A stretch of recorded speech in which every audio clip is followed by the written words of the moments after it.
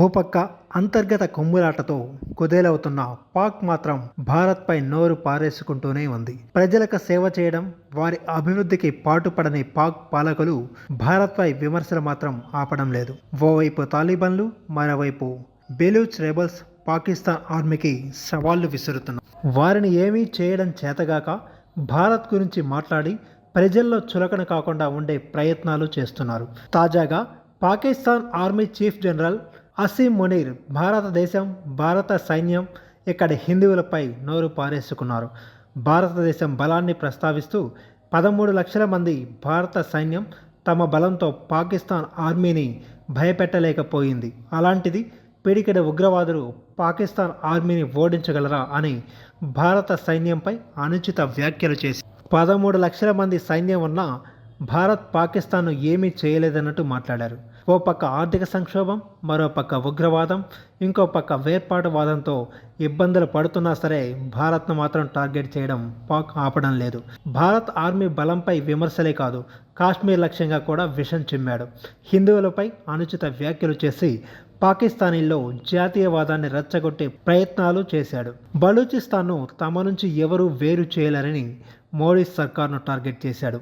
అనీం మునీర్ వ్యాఖ్యల నేపథ్యంలో 13 లక్షల భారత సైన్యం డిసైడ్ అయితే రిజల్ట్ ఎలా ఉంటుందో పాకిస్తాన్కి చూపించాల్సిన టైం వచ్చిందనే టాక్ బలంగా వినిపిస్తుంది.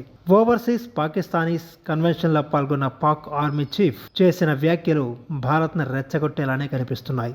అలాగే హిందువులపై కూడా ఆయన చేసిన వ్యాఖ్యలు వివాదాస్పదంగా ఉన్నాయి. ఆయన మాట్లాడుతూ ప్రతి విషయంలో మనం హిందువుల కంటే విభిన్న వారివని మన పూర్వీకులు నమ్మారు. మన మతం విభిన్నం, మన ఆచారాలు, సంస్కృతులు, ఆలోచనలు, ఆశయాలు పూర్తిగా భిన్నం అని చెప్పుకొచ్చాడు. అలాగే కాశ్మీర్ పైన కారు కోతలు కూశాడు. కాశ్మీర్ మన జీవనాడి, అది మన జీవనాడిగానే ఉంటుంది. మేము కాశ్మీర్ని మర్చిపోం, కాశ్మీర్ సోదరుల పోరాటానికి బాసటగా నిలుస్తామని హద్దులు మీరి మరీ మాట్లాడాడు. చివరికి భారత సైన్యాన్ని టార్గెట్ చేశాడు. ఒక రకంగా ప్రగల్భాలు పలకడంలో పాకిస్తాన్ పాలకులను సైతం మించిపోయాడనే చెప్పవచ్చు. ఈ మొత్తం వ్యవహారంలో విదేశాల్లో పాకిస్తాన్ పౌరుల్ని ఉత్సాహపరచాలన్న ఉద్దేశం కంటే భారత్పై విషం చిమ్మాలన్న లక్ష్యమే ఎక్కువ కనిపించింది. ఇటీవల ఐక్యరాజ్య సమితి వేదికగా శాంతి పరిరక్షక సంస్కరణ అంశంపై జరిగిన చర్చలో పాకిస్తాన్ కాశ్మీర్పై చేస్తున్న విష ప్రచారాన్ని భారత్ ఎండగట్టింది. తీవ్ర స్థాయిలో విరుచుకుపడింది. అక్రమంగా ఆక్రమించిన POKను ఖాళీ చేయాలని స్ట్రాంగ్ వార్నింగ్ సైతం ఇచ్చింది. అది మనసులో పెట్టుకునే అసీం మునీర్ ఇప్పుడు ఆవేశంతో ఊగిపోయాడని స్పష్టంగా అర్థమవుతుంది. పాకిస్తాన్ ప్రభుత్వాన్ని ఆ దేశ సైన్యమే నడిపిస్తుందనేది అందరికీ తెలిసిన ఓపెన్ సీక్రెట్. మునీర్ వ్యాఖ్యలు పాకిస్తాన్ ప్రభుత్వ విధానాలకు అనుగుణంగానే ఉన్నాయి. భారత్ పట్ల వారి వైఖరి ఎప్పటికీ మారదని పాక్ ఆర్మీ చీఫ్ వ్యాఖ్యలు మరోసారి రుజువు చేశాయి. రెండు జాతుల సిద్ధాంతాన్ని పునరుద్ఘాటిస్తూ పాకిస్తాన్ ప్రజలలో పాలకుల వైఫల్యాన్ని కప్పిపెడుతూ జాతీయ భావనని పెంచాలనే అసీం మునీర్ ఉద్దేశంగా ఆయన వ్యాఖ్యలను బట్టి తెలుస్తుంది. దశాబ్దాలుగా భారత్ పాకిస్తాన్ల మధ్య కాశ్మీర్ వివాదం కొనసాగుతుంది. ఈ విషయంలో పాక్ బుద్ధి మారలేదని ఇప్పుడు మరోసారి స్పష్టమైంది.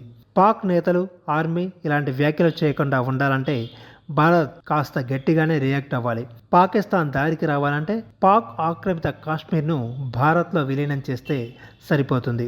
ఇటీవల లండన్ వేదికగా జైశంకర్ ఆ మాట స్పష్టంగా చెప్పారు. POK విలీనంతో కాశ్మీర్ వివాదానికి ఎండ్ కార్డు పడటం ఖాయం, అది త్వరలోనే జరుగుతుంది అని జైశంకర్ చెప్పారు. ఇక పాక్ ఆక్రమిత కాశ్మీర్ విషయంలో మోడీ సర్కార్ వ్యూహం కూడా స్పష్టంగా తెలుస్తుంది. పాకిస్తాన్ ఇప్పుడు అనేక సమస్యలతో నిండా మునిగిపోయి ఉంది. ఈ టైంలో POK విలీనానికి సరైందిగా భావిస్తోంది ఇండియా. అందుకే ఐక్యరాజ్య సమితి వంటి వేదికలపై పాకిస్తాన్ పనిపడుతుంది. పరోక్షంగా పాక్ ఆక్రమిత కాశ్మీర్ విలీనానికి సమయం ఆసన్నమైందనే సంకేతాలు బలంగా ఇస్తుంది.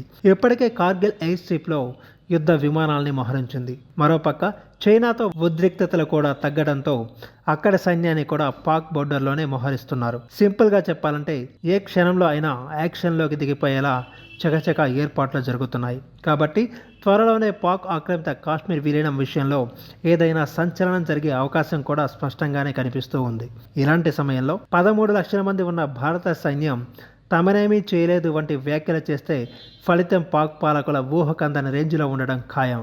భారత్ కానీ రంగంలో దిగితే పాక్ కనీస రియాక్షన్ కూడా ఇవ్వలేదు. ఆ రేంజ్లో మన బలం ఉంది.